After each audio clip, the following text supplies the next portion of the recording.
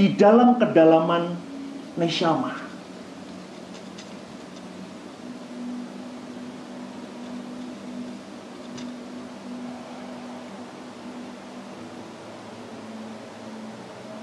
Di dalam kedalaman hati seseorang, di dalam rohnya, di dalam kedalaman roh seseorang itu ada hati nurani.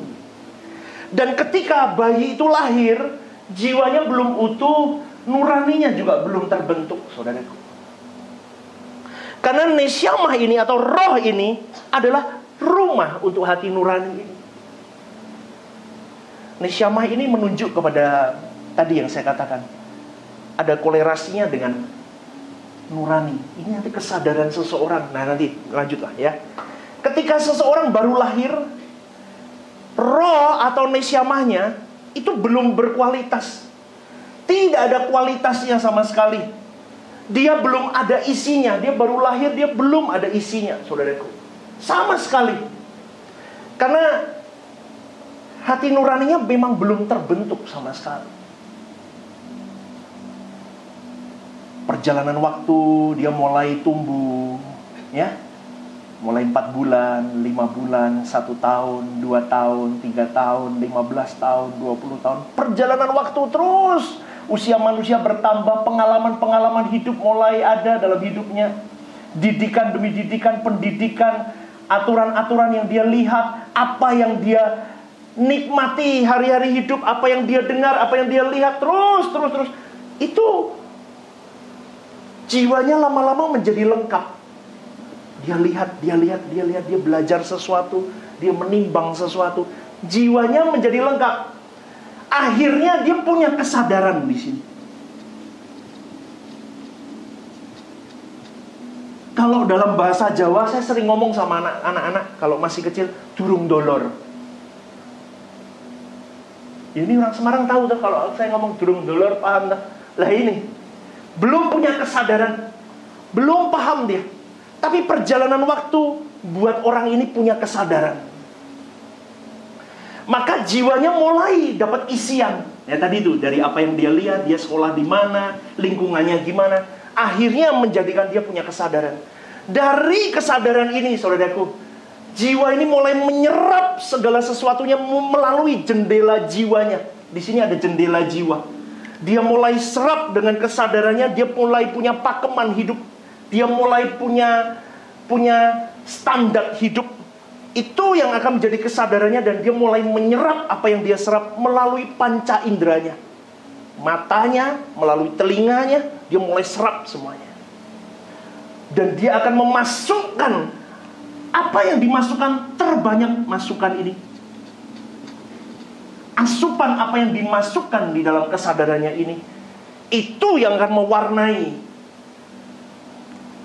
hati nurani. Dia masukkan dalam kesadarannya, ke dalam jiwanya. Ini akan mewarnai hati nurani. Oke, sampai di sini Anda mengikuti saya? Dari hal ini, saudaraku, kita pahami bahwa hati nurani seseorang itu terbangun atau terbentuk di dalam rohnya ketika jiwanya memiliki masukan, asupan. Dia bentuk hati nurani. Kalau ini pasti bertumbuh, automatically. Dikasih makan, dia tumbuh. Ya kan? Pasti dong. Lah, kalau ini depends dari apa yang kau masukkan. Di sini, ketika ini proses ini berlangsung, ini mulai ada kualitasnya. Di sini, saudaraku, kualitas nesyamahnya mulai ada. Tergantung apa yang dimasukkan. Jadi prosesnya kan begini. Ini masuk kesadaran jiwa, tetap lewat hati nurani, dan hati nurani ini mempengaruhi roh. Dari hasil pertimbangan individu. Jadi begini, ini manusia dengan kesadaran, dia punya namanya pertimbangan individu.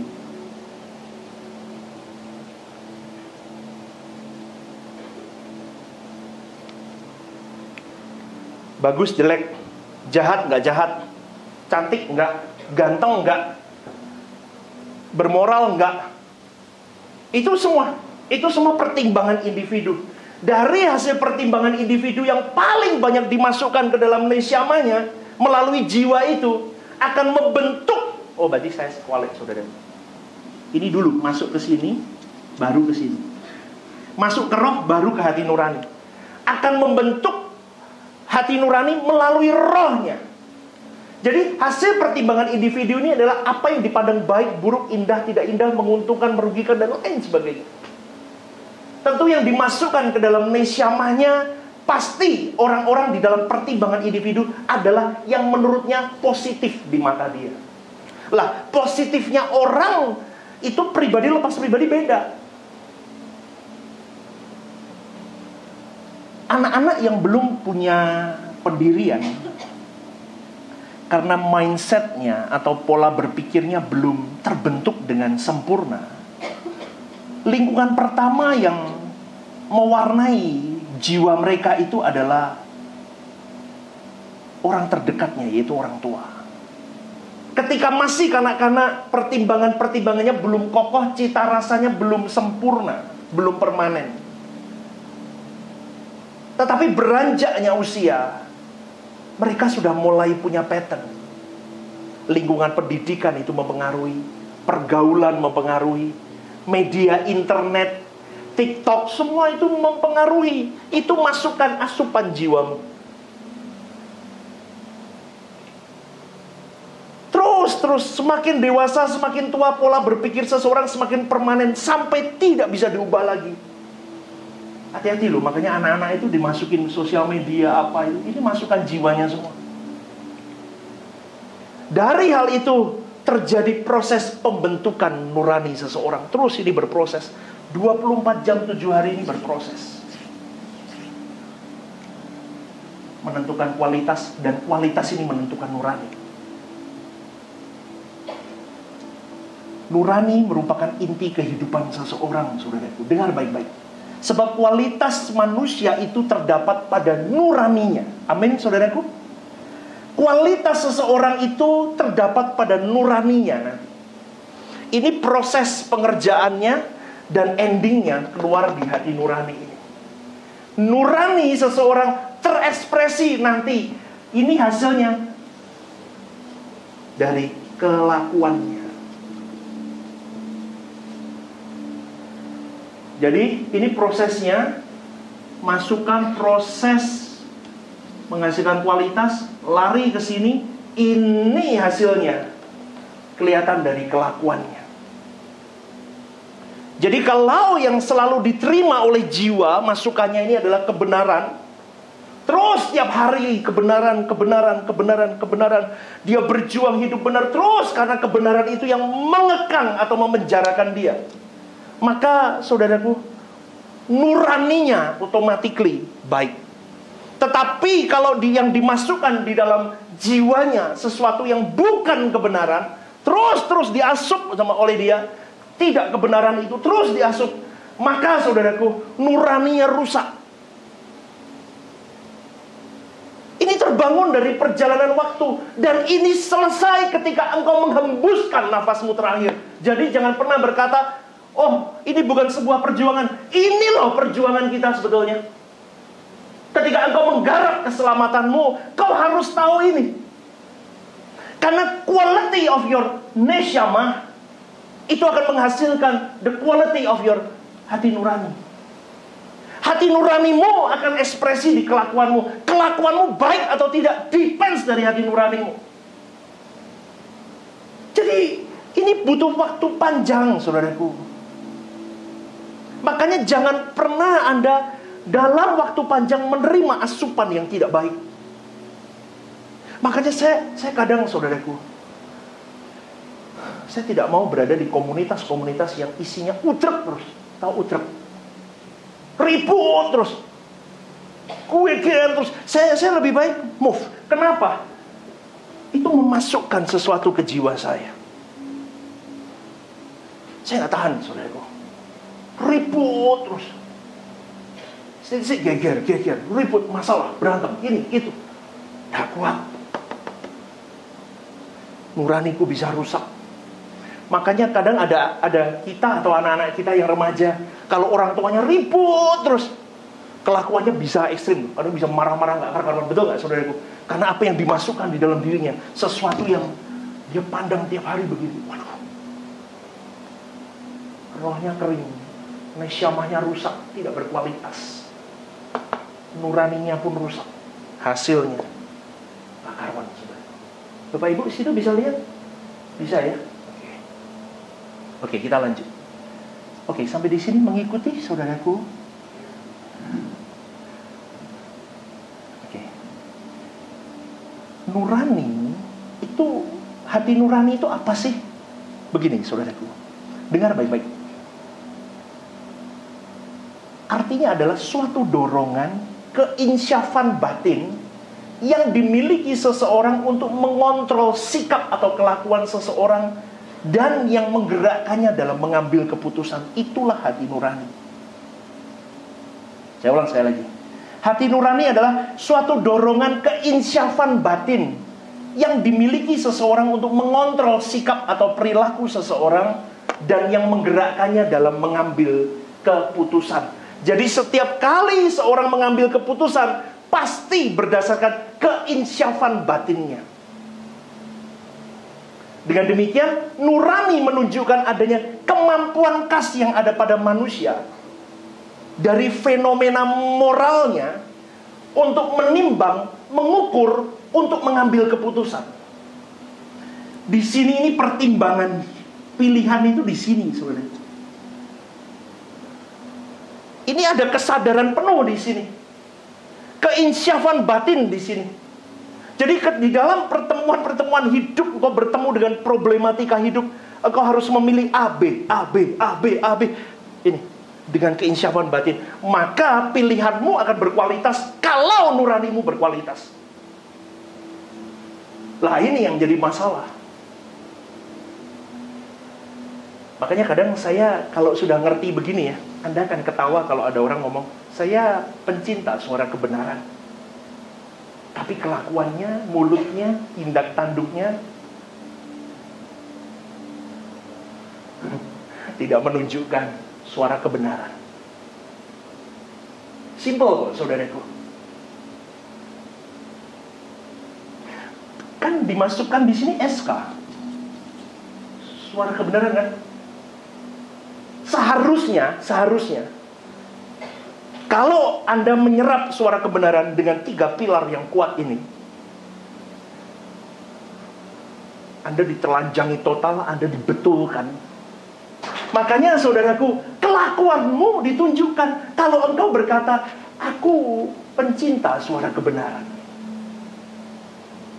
Tiap pagi kau mendengarkan renungan pagi, renungan The Message kau dengarkan. Itu kadang saya buat sambil nangis, saudaraku. Kadang saya ngomong gitu sambil nangis. Hadirat Tuhan ada. Itu pun menelanjangi saya.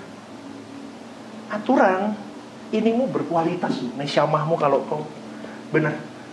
Tidak ada ajaran yang setajam ini, saudaraku. Karena besarnya peranan hati nurani dalam hidup seseorang. Dengar baik-baik. Maka engkau dan saya sebagai orang percaya plus orang yang mengerti suara kebenaran, dengar baik-baik. Kau dan saya punya tanggung jawab besar. Apa itu? Mendewasakan hati nuranimu. Itu PR kita. Kalau engkau tidak mendewasakan hati nuranimu, omong kosong kau mau jadi seperti Kristus. Tidak akan pernah bisa. Artinya begini, mendewasakan ini artinya begini.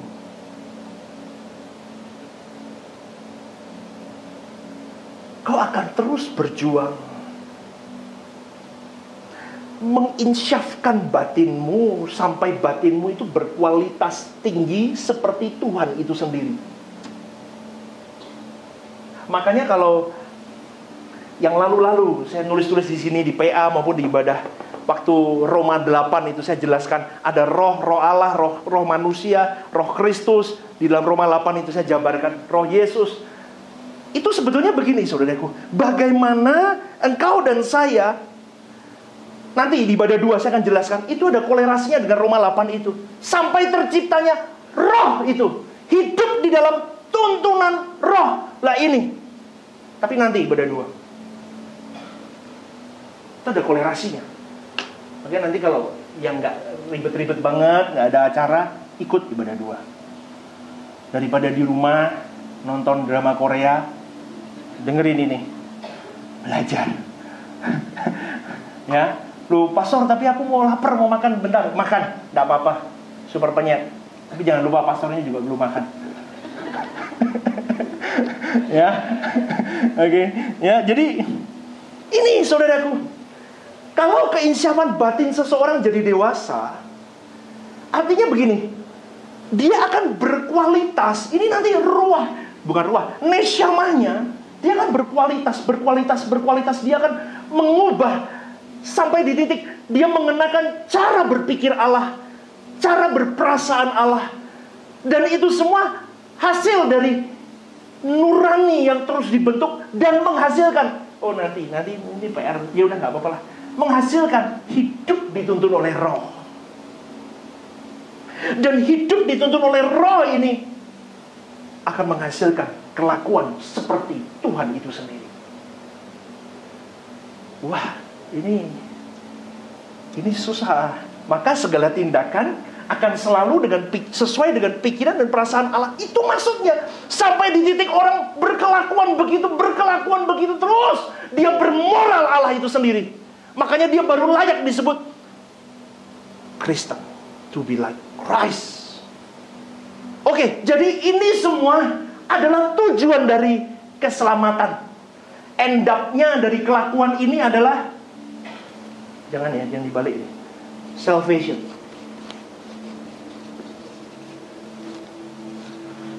Jadi kalau kita lihat hidup kita begini nih, tapi kalau saya mau bedah lagi, ini masih ada penebusan, ya, seperti yang di PA, penebusan, pengudusan, pembenaran, masih banyak. Di 3TI mumet, gak usah, ya, pokoknya ini nih, endingnya ke salvation. Makanya datang PA, Anda belajar. Dalam proses keselamatan ini, saudaraku, hati nurani terus didewasakan untuk menjadi hati nurani yang berkualitas seperti Tuhan. Kalau keinsyafan batinnya berkualitas tinggi seperti Tuhan, berarti dia sudah mulai mengenakan pikiran dan perasaan Kristus. Maka dengan sendirinya seseorang dapat berperilaku seperti Tuhan itu sendiri. Lupa, berperilaku seperti Tuhan itu gimana sih? Bagaimana Yesus hidup, kita hidup. Apa yang menjadi tujuan Yesus hidup di muka bumi ini? Apa yang menjadi selera jiwanya? Apa yang menjadi tujuan hidupnya? Apa yang menjadi gairah di dalam dia mengiring hari hidupnya selama 30 tahun lebih itu di muka bumi ini? Itu harus kita tunjukkan dalam hari-hari hidup kita. Karena setiap individu, saudaraku, harus mengerti bahwa hati nurani bukanlah sesuatu yang statis. Hati nurani adalah sesuatu yang progresif. Jadi, saudaraku, setiap individu itu bertanggung jawab terhadap keadaan nuraninya. Jadi, saya tahu sampai di sini, engkau dan saya, Stephen Lim, bertanggung jawab atas nuraninya sendiri. Ya. Karena ketika kita bertanggung jawab atas nurani kita, berarti kita bertanggung jawab dengan kekekalan kita. Nanti nurani ini yang kita bawa di pengadilan Allah. Nih, yang dibawa di hadapan pengadilan Allah itu nih, saudaraku, nurani kita.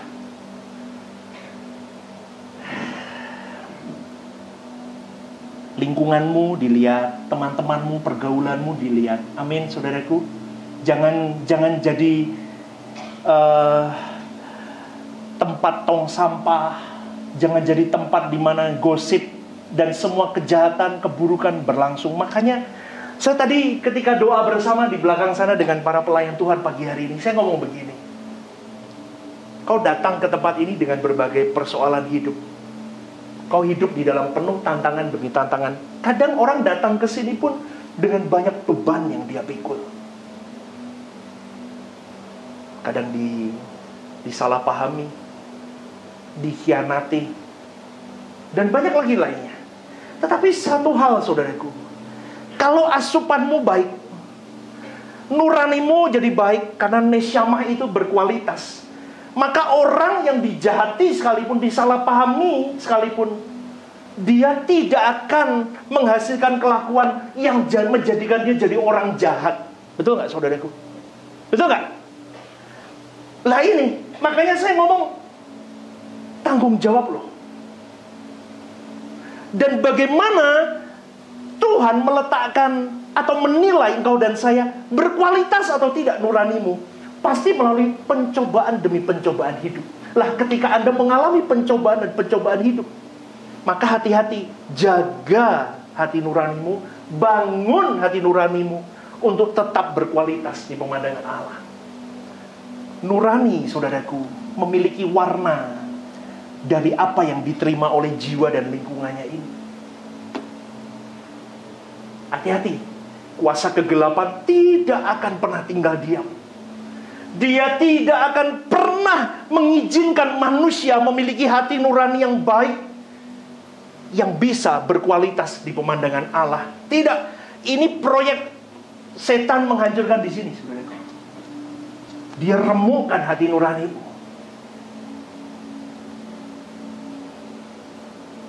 Dan banyak orang Kristen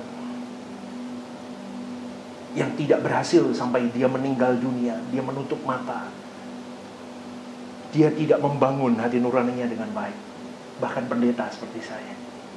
Apalagi pendeta, itu paling, saudaraku. Beberapa waktu yang lalu kalau kalian lihat, saudaraku, dengarkan ada renungan bahwa Musa marah, dia memukul batu itu 2 kali. Ada kan dalam minggu ini ya? Tahu nggak saudaraku? Musa itu stres dan depresi. Itu depresi loh Musa. Jangan dikira kalian itu para tokoh-tokoh PL itu nggak depresi. Depresi loh. Ditekan oleh rakyat, disalahpahami, dimaki-maki. Di satu sisi dia tetap harus fokus kepada Elohim Yahweh. Dan uniknya ikut Tuhan itu selalu ditaruh di tengah persimpangan.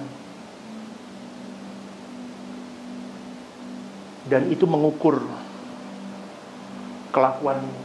Dan itu akan menelusuri seberapa kualitas hati nuranimu. Responmu salah, Tuhan beri hukuman. Padahal Musa cuma begitu. Jengkel dia, pukul batunya, keluar airnya. Tapi Elohim Yahweh ngomong apa? Kamu tidak akan pernah masuk ke tanah perjanjian karena kamu tidak menghormati aku. Seringkali saudaraku, quality dari nesyamah kita tidak benar-benar kita persiapkan. Hati nurani kita buruk, kelakuan kita tidak menghormati Tuhan. Itu akan berimbas buruk kepada hidup kekristenan kita. Hari ini saudaraku, kita sadar akan kebenaran ini. Jadilah pribadi yang benar di pemandangan Allah. Kau dan saya punya PR. Bangun hati nuranimu. Masukkan segala sesuatu yang baik, yang tidak baik, jangan diambil. Lihat perkumpulanmu. Apa yang kau lihat, apa yang kau dengar. Siapa lingkunganmu? Pastor, lingkunganku toksik. Jauhi lingkungan itu.